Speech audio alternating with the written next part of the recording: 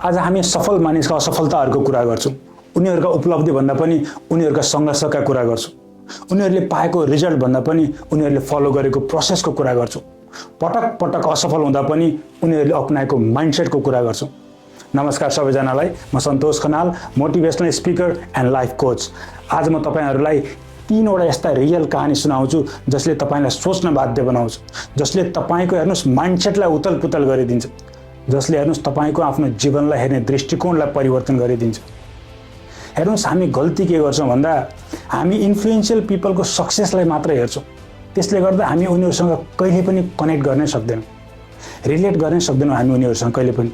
र जब हामी आफूलाई उनीहरुसँग रिलेट गर्न सक्दैनौं नि, तब हामी उनीहरुबाट हेर्नुस् केही पनि सिक्न सक्दैनौं। किनकि हेर्नुस् सिक्नको लागि हेर्नुस् कहीं न कहीं त कनेक्सन डेभलप भएको हुनुपर्छ। हाम्रो आफ्नो जीवन र उनीहरुको जीवन उस्तै उस्तै त रहेछ नि भन्ने हामीलाई फिल हुनुपर्छ। र त्यो कनेक्सन उनीहरुको सफलताबाट हुँदैन। हेर्नुस् त्यो कनेक्सन उनीहरुको संघर्षबाट मात्रै हुन्छ। त्यो कनेक्सन उनीहरुले पाएको रिजल्टबाट डेभलप हुँदैन। त्यो कनेक्सन उनीहरुले फलो गरेको प्रोसेसबाट मात्र डेभलप गर्न सकिन्छ।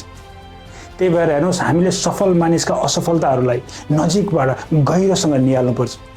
उनीहरुले त्यो फेलियरलाई कसरी ह्यान्डल गरे त, के प्रोसेस फलो गरे त, कस्तो थियो उनीहरुको माइन्डसेट, के कारणले उनीहरुले गिभ अप गरेनन् त। यसलाई हेर्नुस् तपाईले गहिरो गरी हेर्नुहुन्छ भने सफल मान्छेको जीवन र सामान्य मान्छेको जीवनमा तपाईले थोरै मात्र फरक पाउनुहुन्छ। त्यो थोरै फरक के हो त भन्दा कमिटमेन्टको फरक हो, कन्सिस्टेन्सीको फरक हो र डिसिप्लिनको फरक हो, अरु केही पनि होइन। अब कुरा गरौँ पहिलो कहानीबाट। नम्बर 1, माइकल जोर्डनको कहानी। माइकल जोर्डन इतिहासकै महान बास्केटबल च्याम्पियनको रूपमा चिनिन्छन्, तर उनी कुनै समय स्कुलको बास्केटबल टिमबाट रिजेक्ट भएका थिए। उनलाई त्यो बास्केटबल खेल्ने स्किल छैन भनेर रिजेक्ट गरिएको थियो। कति पीडा भयो होला त्यो मान्छेलाई, जसले बास्केटबललाई नै आफ्नो लाइफ लङ करियर बनाउने सपना देखेको थियो, तर स्टार्टिङमै स्कुल लेभलबाट नै रिजेक्ट हुनु परेको छ। त्यो दिन उनलाई असाध्यै पीडा भयो। हेर्नुस् असाध्यै पीडा भयो। उनी रातभरि सुत्न सकेनन्। त्यो बेला उनीसँग मात्र 2वटा विकल्प थियो।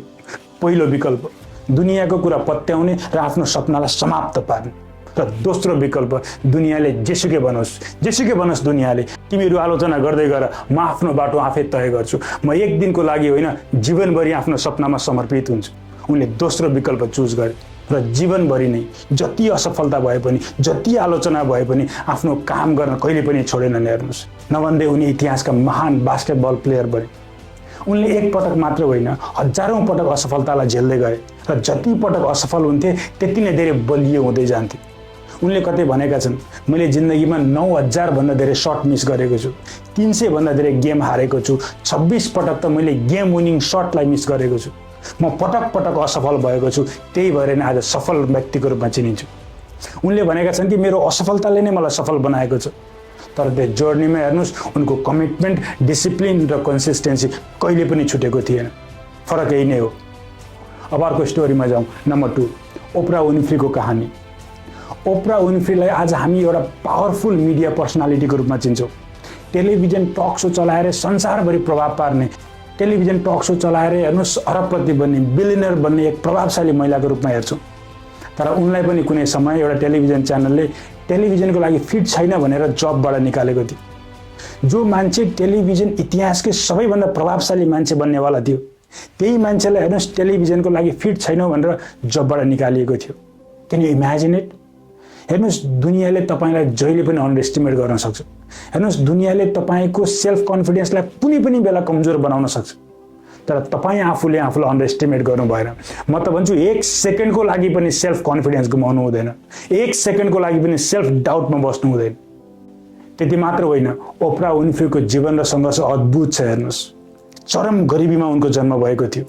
चाइल्डहुड असाध्यै पेनफुल थियो। हेर्नुस् त्यति मात्र होइन, 14 वर्षको उमेरमा सेक्सुअल एब्युज भएर उनी प्रेग्नेन्ट भएकी थिइन्। त्यो चाइल्डहुड ट्रमा कस्तो पीडादायक थियो होला। हो त्यही पीडालाई उनले परिवर्तनको माध्यम बनाइन्, त्यही पीडालाई उनले सफलताको माध्यम बनाइन्। उनले त्यो पेनलाई सक्सेसमा मात्र होइन कि कम्प्यासनमा पनि बदलिन्। धेरैलाई सहयोग गरिन्, धेरै समाजसेवा गरिन्। अरूले डिफाइन गरिदिएको लिमिटेसन्समा उनी कहिले पनि बसिनन्। सधैँ आफूलाई विश्वास गरिरहन्, सङ्घर्ष गरिरहन् र अगाडि बढिन्। अब अर्को स्टोरीमा जाउँ। नम्बर 3, विल्मा रुडोल्फको कहानी। American sprinter, Olympic champion Wilma Rudolph जन्मदै कमजोर जन्मिएकी थिइन्। उनी जन्मदै शारीरिक रूपमा कमजोर जन्मिएकी थिइन्। त्यति मात्र होइन, उनी सानो हुँदा उनलाई पोलियो भएको थियो र हिँड्न सक्दिनथिन्। पछि उनी खुट्टामा ब्रेस लगाएर हिँड्न थालिन् र डाक्टरले पनि भनेका थिए कि उनी खुट्टामा ब्रेस नलगाइकन हिँड्न सक्दिनन्। तर उनको सपना भने अर्कै थियो। उनको सपना हिँड्ने मात्र होइन कि दौडने थियो, त्यो पनि ओलम्पिकमा। उनी राम्रोसँग हिँड्न नसक्दा पनि ओलम्पिकमा कम्पिट गर्ने सपना देख्थे र त्यो उनको सपनालाई हेर्नुहोस् उनकी आमाले मात्र साथ दिएकी थिइन्। दुनियाँ हाँसेको थियो उनको सपना सुनेर, तर उनकी आमाले मात्र उनलाई साथ दिएकी थिइन्। उनलाई जस्तै उनकी आमालाई पनि आफ्नी छोरी कुनै दिन हिँड्न सक्छिन् भन्ने कुरामा विश्वास थियो। उनकी आमाले सधैँ उनलाई हौसला दिने गर्थिन्, सधैँ उनलाई सपोर्ट गर्ने गर्थिन्। नभन्दै 12 वर्षको उमेरमा सबैलाई चकित पार्दै उनले आफ्नो खुट्टाको सपोर्ट त्यो ब्रेस हटाएर हिँड्न थालिन्, किनकि अब उनलाई योभन्दा धेरै ढिला गर्नु थिएन। त्यसपछि हेर्नुहोस् उनले हरेक दिन दौडको प्र्याक्टिस गर्न थालिन्, हरेक दिन दौडने प्र्याक्टिस गर्न थालिन् र 1960 को ओलम्पिकमा 3वटा गोल्ड मेडल जितेर इतिहास रचिन्।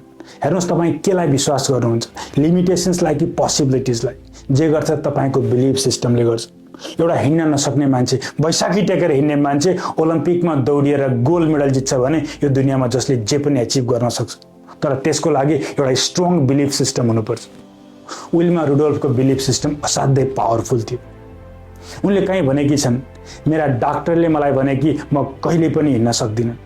मेरी आमाले मलाई भनिन् कि म कुनै दिन अवश्य हिँड्नेछु। मैले मेरी आमालाई विश्वास गरेँ।